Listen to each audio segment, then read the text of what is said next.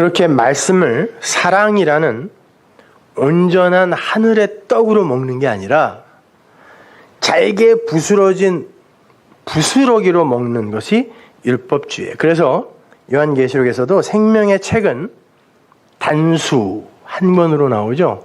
단수로 나오지만 행위의 책은 책들 복수로 표기되어 있어요. 성경을 사랑, 아가페, 진리, 예수로 못 보는 사람은 그럼 한 권이거든요.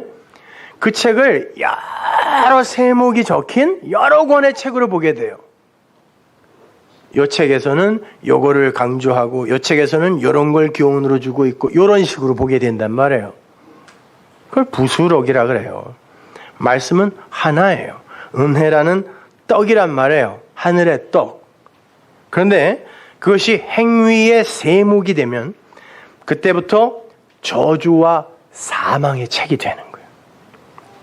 여러분, 예수님의 12제자 중에 누가 가장 감동적인 반성의 모습을 보였습니까? 누가 가장 감동적인 반성의 모습을 보였죠? 다른 말로 누가 가장 부자였어요? 유다예요. 제일 멋있어요. 생각해보세요. 12놈이 다 도망갔다니까요. 수제자 베드로는 욕하면서 저주하면서 부인했어요. 가룟 유다는 욕은 안 했습니다. 그런데 나머지는 어떻게 했어요? 몰래 감춰둔 배에 싹 끄집어내갖고 고기 잡으러 갔어요. 생업에 열중했다고요. 유다는 그 서슬이 펄었던 성전으로 돌아가서 제사장들에게 돈을 집어던지면서 저희는 무죄다 외쳤어요. 저희는 무죄다. 그리고 내가 무죄한 자를 팔았으니 벌받아 마땅하다 그러고 자기에게 스스로 벌을 줬어요. 멋지잖아요. 이게 율법주의예요. 멋있지 않아요? 성경은 그걸 부자라 그래요. 그런데요, 재밌는 건 예수님께서 6월절 최후의 만찬 때, 최후의 만찬이란 말도 좀 그렇지만 그 마지막 6월절 식사 때 제자들에게 떡을 떼어주시죠. 근데요, 성경이 유다에게 예수님께서 떼어준 그거는 부스러기라 그래요. 나머지 제자들에게 준 건 떡이에요. 부시키온. 근데 유다에게 준 것만 푸소미온이에요. 성경에서 푸소미온이라는 단어가 딱 3번 나오는데 유다에게만 쓰여요. 유다에게만 가루로 줬다 그래요. 부스러기로 줬다 그래요. 나머지 제자들에게는 알토스를 클라우, 떡을 클라우, 뜯어서 부시키온, 조각으로 줬다 그래요. 그렇게 주님이 떼어주신 빵 조각을 먹은 자들은 그들의 뻔뻔스러운 행동에도 생명을 얻는 반면에 주님이 주시는 빵을 부소미온, 부스러기로 먹는 자들은 아무리 멋진 행동을 내어놓아도 결국 사망에 이르게 되더라는 거예요. 보세요. 세상적 관점으로 볼 때 말씀을 부스러기로 먹은 자가 훨씬 멋있어 보이고 떡으로 먹은 자들이 훨씬 못나 보여요. 그러한 부자와 가난한 자의 비교는 성경 곳곳에 등장하는데요. 그 대표적인 이야기가 부자와 나사로의 이야기예요. 누가복음 16장 19절 보세요. 한 부자가 있어 자색 옷과 고운 베옷을 입고 날마다 호화로이 연락하는데 나사로라 이름한 한 거지가 헌대를 앓으며 그 부자의 대문에 누워. 자, 부자가 나오죠. 19절에. 부자. 지옥 간 부자예요. 이 부자. 자색 옷과 고운 베옷을 입었대요. 이게 누구 옷이에요? 제사장 옷이에요. 제사장 옷이에요. 그러니까 율법주의 전체를 통틀어 지금 예수님이 두들겨 패고 있는 거예요. 근데 그가 어떻게 살았는가 하면 한글 개혁성경은 날마다 호화로이 연락했다 그러는데 이 휴프라이노 카타 헤메라 람프로스는요, 그냥 날마다 잔치만 벌였다 이런 말이 아니라 그의 모든 날들을, 헤메라, 모든 날들을 깨끗하고 훌륭하게 하여 행복과 만족을 얻었다라는 뜻이에요. 날마다 잔치만 했다는 뜻 아니에요? 그 부자는 모든 날들을 깨끗하고 훌륭하게 만들어냄으로 말미암아 자신의 만족과 행복을 추구했다 이거예요. 그러나 그 잔치는 자기 잔치죠. 아담들의 잔치예요.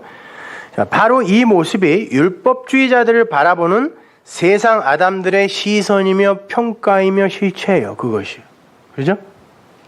사람들은 그런 잔치를 벌이기 좋아한다니까요.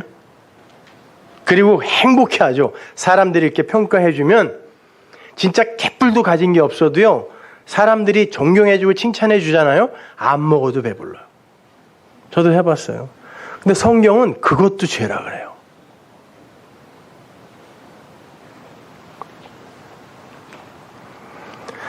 그런데 그러한 부자와 대조가 되어 나오는 인물이 있는데 그 사람의 이름이 나사로예요. 그거는 엘 아자르라는 히브리어를 그대로 음역한 거거든요. 하나님은 돕는 자이시다 이런 뜻이에요. 하나님이 도우시니까 어떻게 됐다? 거지 되더라. 그 거지라는 단어가 마음이 가난한 자는, 그러니까 가난한 자는 복이 있나니에서의 그 푸토코스 똑같은 단어예요. 그걸 그냥 거지라고 번역한 거예요. 가난한 자가 되더라. 뭐가 없으면 죽는 자예요. 그 거지. 하나님이 도우시니까 거지가 되는 거예요. 말씀이 없으면, 하늘에 떡이 없으면 사망이라는 것을 아는 어떤 자의 대표로 하나님의 도우심을 받는 자 나사로가 부자와 대조되어 등장하는 거예요. 근데 그 나사로가 어떤 모습으로 그려지고 있나요? 부자의 대문 앞에 누워있다 그러죠. 그 대문이라는 단어, 펠른이라는 이 단어는 요한계시록에 많이 등장하는데 성전문을 가리키는 단어예요. 그러면 부자의 문 밖에 있다라는 건 율법주의의 대문, 옛 성전 밖에 있는 거지예요. 마음이 가난한 놈이.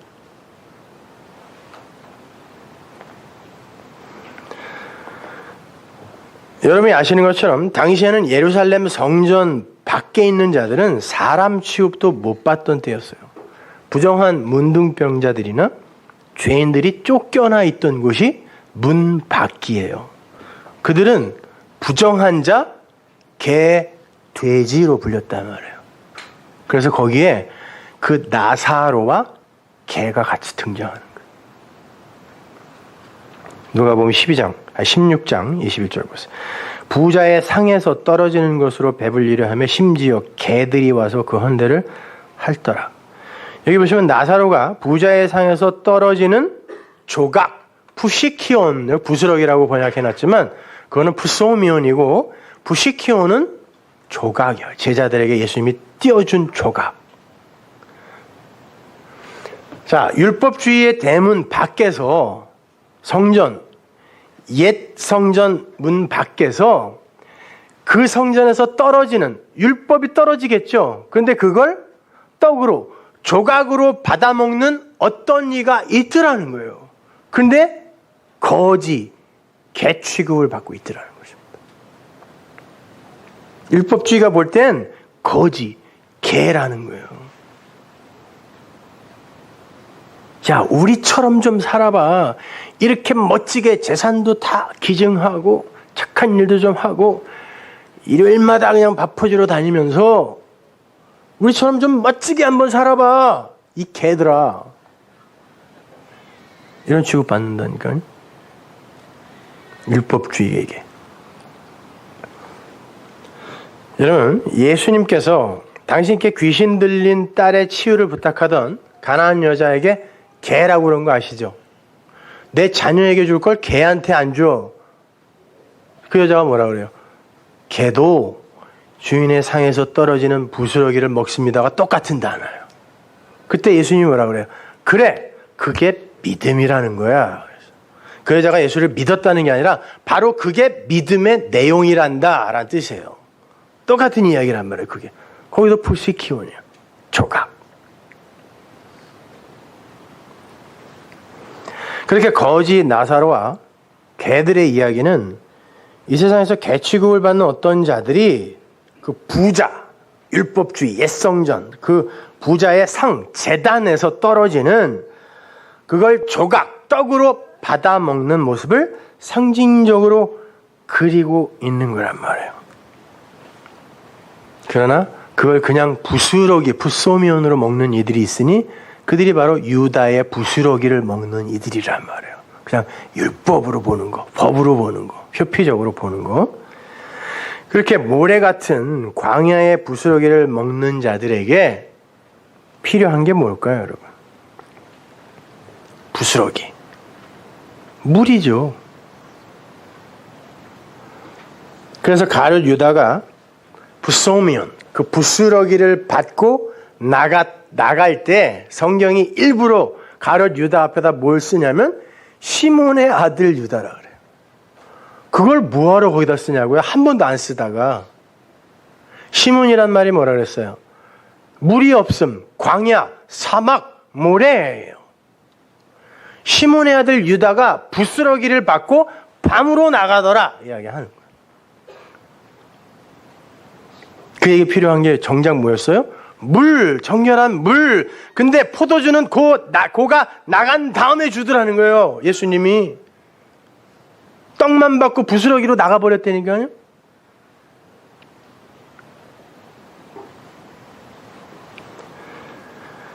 그 부자가 음부에 떨어져요. 그 음부라는 말은 하데스죠.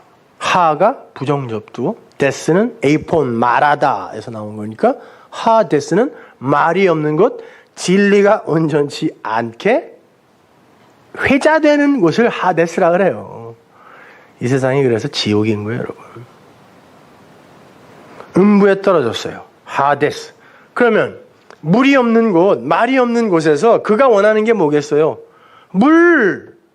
이제 알았어. 내게 필요한 건 물이라는 걸 알았어요. 그럼 뭘 달라 그래요? 물 주세요 그래야 돼요. 그 다음 절에 요한복음 16장 24절 보세요.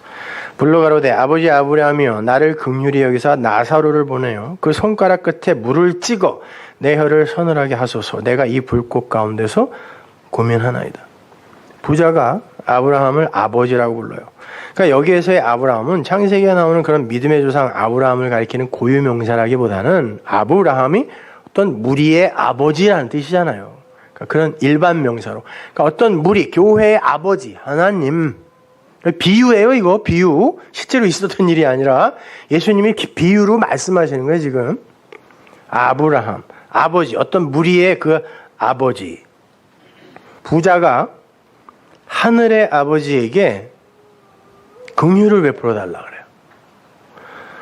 그러면서 나사로의 손끝에 물을 찍어서 자기의 혀를 서늘하게 해달라 그래요. 말이 없는 메마른 혀. 그래서 성경에 벙어리가 이렇게 많이 나오는 거예요. 벙어리는 여러분, 벙어리란 병은 없어요. 다 귀멍어리가 벙어리가 되는 거예요. 그래서 벙어리도 소리는 내는데 듣질 못해서 말을 만들질 못하는 겁니다. 그 말이 없는 메마른 혀, 엉뚱한 말로 오그라든 그 혀, 거기에 말씀의 물을 적셔서 그 혀를 살아나게 해달라는 거예요.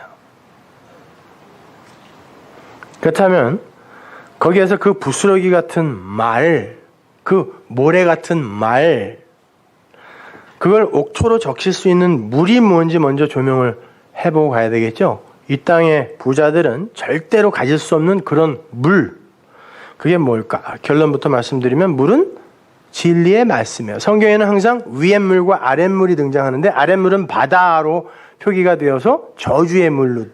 왜냐하면 위에물의 모형인데 이게 진짜인 줄 알면 이건 저주의 물이 되는 거예요. 그리고 위에 물이 있단 말이에요. 그래서 이슬, 비, 이런 거, 이른 비, 늦은 비, 이건 다 은혜를 상징하잖아요. 그죠? 아무튼 그렇게 땅의 부스러기를 먹는 자들, 이 세상의 부자들은 물이 없어서 결국 모래로 죽는 거예요. 부스러기로 죽는 거예요. 거기에 반드시 물, 말씀, 호흡, 생기, 르와흐가 부어져야 더스트가 아니에요. 그때는 생명이 된단 말이에요. 하인 네페시 하야가 되는데 그게 빠지면 부스러기라니까요. 그들은 그 영, 말, 물이 들어가지 않으면 하나님의 말을 전부 법으로 해석할 수밖에 없는 거예요. 선악과 먹은 자니까 그게.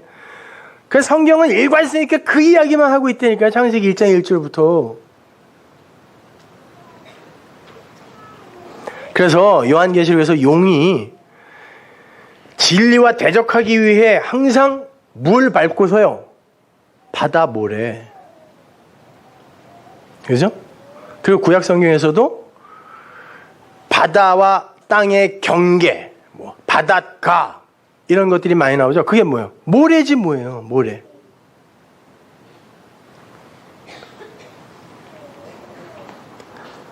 마태복음에서도 모래 위에 집을 지은 자들은 멸망의 때에 전부 무너지게 된다 그러고 반석 위에 지으면 든든하게 선다 그러잖아요. 근데 여기 건축하시는 분들 계실지 모르지만 진짜 단단하게 움직이지 않게 집을 지으려면 모래 위에 집을 지으면요 굉장히 견고하대요. 그런 말 하는 거 아니에요. 예수님이 좀 건축 기술 가르쳐 주는 거 아니라니까요. 반석은 뭐예요? 추루. 그 단어 자체가 물을 내다라는 뜻이에요. 돌이라는 의미보다 반석, 추루라는 단어 자체가 물을 내다라는 뜻이에요. 모래 위에 너희들이 성전, 집을 지으면 그게 옛 성전이 되는 거고 물을 내는 그 반석 위에 집을 지으면 그게 참 성전이 되는 거다라는 뜻이에요. 어쨌든 그렇게 물이 있어야 돼요.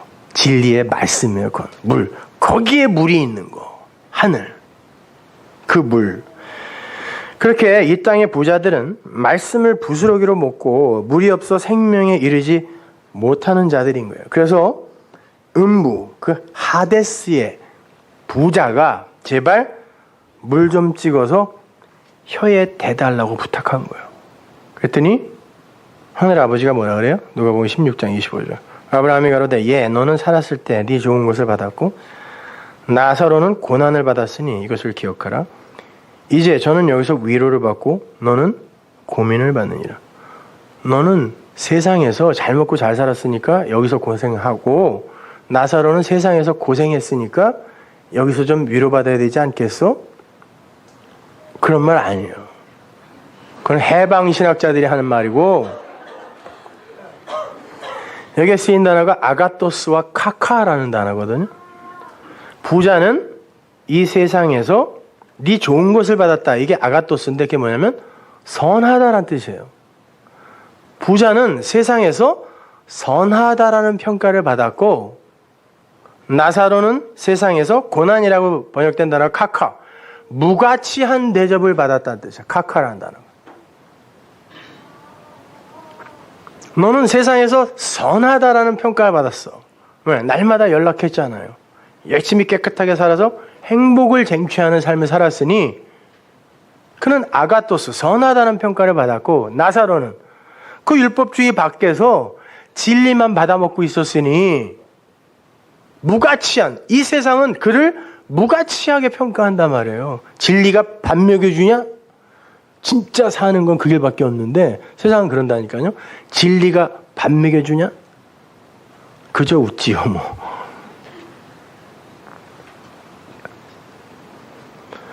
그래서 그 부자는 말이 없는 곳, 그 하데스에서 못 나간다. 못 나간다. 그랬더니 부자가 뭐라고 해요? 나에게 5 형제가 있습니다. 비유예요. 예수님이 지금 비유로 말씀하시는 거예요. 5 하면 생각나는 게 뭘까요? 왜 예수님이 6도 아니고 10도 아니고 7도 아니고 5이라 그랬을까요? 율법 이야기하는 거야. 모세오경, 율법. 율법주의 전체.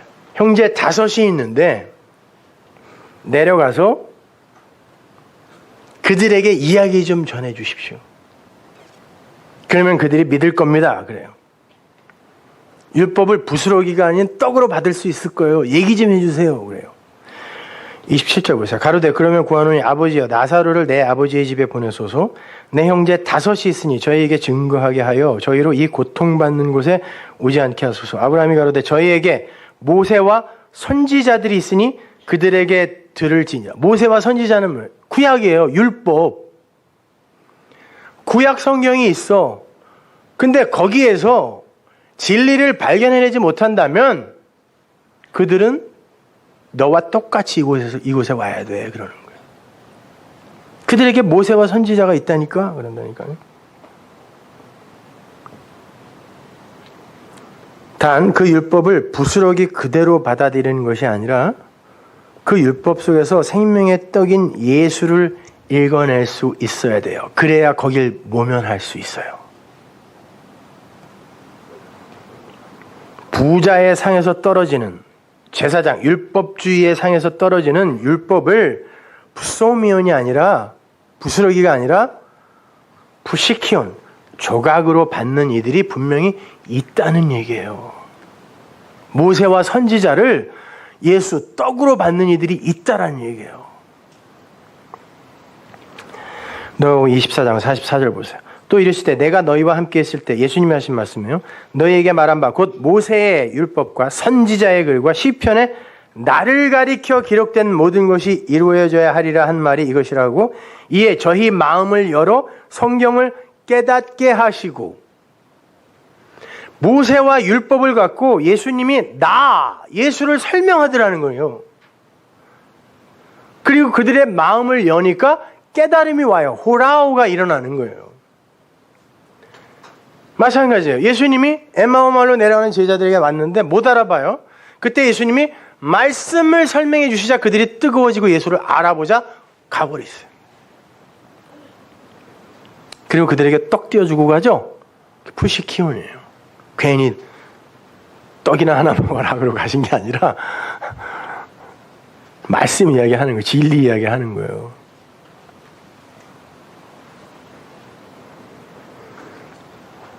하늘 아버지가 하데스에 있는 부자에게 바로 이 말씀을 하시는 거예요. 율법 속에서 진리이신 예수를 들을 수 있어. 분명 들을 수 있어. 은혜가 가입하면. 그때 이 부자가 뭐라 그러는지 보세요. 30절. 가로되 그렇지 아니하니이다. 아버지 아브라함이면 만일 죽은 자에게서 저희에게 가는 자가 있으면 회개하리이다. 가로되 모세와 선지자들에게 듣지 아니하면 비록 죽은 자 가운데서 살아나는 자가 있을지라도 권함을 받지 아니하리라 하였다 하시니라. 그렇지 않대요. 모세와 선지자, 즉 율법에서 진리를 못 듣는다 할지라도 죽은 자가 살아나서 저희에게 가면 그들이 회개할 겁니다. 그래요.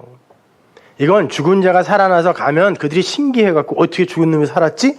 이래갖고 믿을 겁니다. 이런 말이 아니라 죽었다가 살았다는 건 예수의 십자가를 이야기하는 거예요. 십자가와 부활. 그거면 구약과 상관없이 그렇게 죽은 자가 살아나서 그들에게 가면 그들이 살아날 수 있지 않을까요? 그러는 거예요. 근데 아브라함이 뭐라 그래요? 우리의 아버지가 뭐라 그래요? 안 돼. 그들이 말씀 속에서 진리와 만나지 못하면 예수님이 죽었다가 살아나서 그들의 앞에 나타나서 그 이야기를 똑같이 해준다 할지라도 그들은 절대 네가 있는 곳에서 못 벗어난다. 하데스에서 못 벗어난다. 그런 말이에요. 그러니까 보세요. 십자가 얘기하고 부활 이야기한다고 다 기독교 아닌 거예요. 그게 뭔데요, 진짜로? 여러분, 그게 어떻게 믿겨지세요? 고민을 해보시라니까요? 영원한 생명에 관한 문제니까. 십자가는 뭐고 부활은 뭐냐고요. 그게 여러분과 진짜 관계가 있어요? 어떻게 관계가 있는 겁니까, 여러분? 말씀을 진리로 보지 못하는 이들은 예수님의 십자가가 아무런 영향을 끼치지 못한다는 말이에요. 십자가를 지시고 죽었다가 살아나신 예수님이 그들의 앞에 나타나서 복음을 설명하잖아요. 그런데 그걸 진리로 못 듣고 법으로 듣는 이들은 예수님이 실제로 이 세상에서 설교 많이 하셨는데 그걸 다 진리로 못 받아들였잖아요. 살아난 분이 얘기를 하면 뭐라고 받아들이냐면 그래 저걸 교훈 삼아서 저렇게 살아야 되는구나 이렇게 받아들인다고요. 죽었다가 살아나신 예수가 와서 설교를 해도 그러니까 그건 예수님이 살아서 그들의 앞에 나타난다 할지라도 절대 구원과 아무런 관계가 없다는 이야기예요.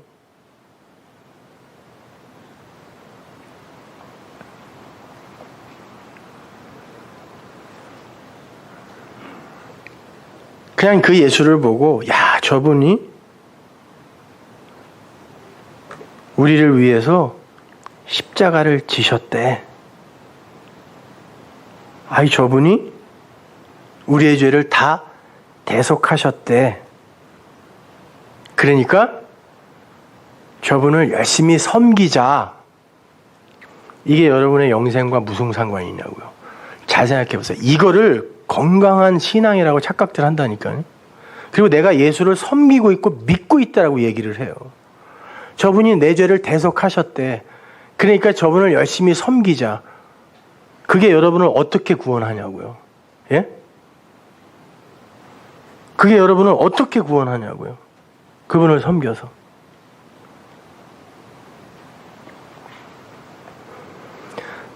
그 죽음이 곧 나의 죽음이고 그 살아남이 곧 나의 살아남이 되어야 예수를 믿는 거예요.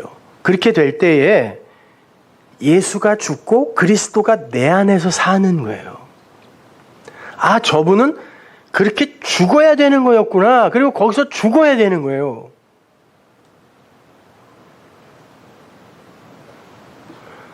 그래서 향유 옥합 깨가지고 예수님에게 부은 그 여자가 빨리 죽으세요. 부은 거예요. 그래서 당신이 죽어야 일곱 귀신 들렸던 내가 사니까.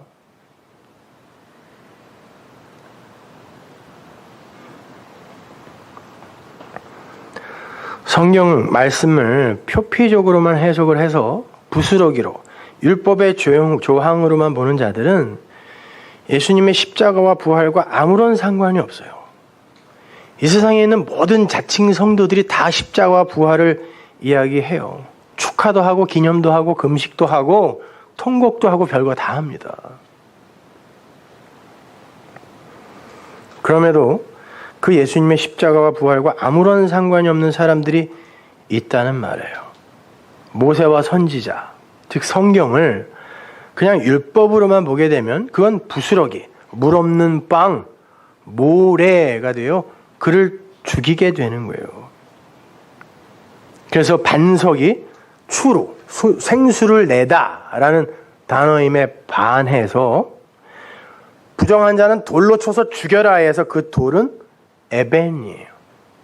그건 하나님의 벤이라고 했어요. 아들 이란 뜻이에요. 그 돌이라는 단어가요. 하나님의 아들로 때려 죽이라는 거예요. 하나님의 아들 예수가 그들에게 진리로 이해가 되지 않으면 그거 맞고 죽어요. 그래서 바울이 그러는 거예요. 누구에게는 그게 거치는 돌이 된다 그래요. 예수 때문에 죽는 이들이 있다는 거예요.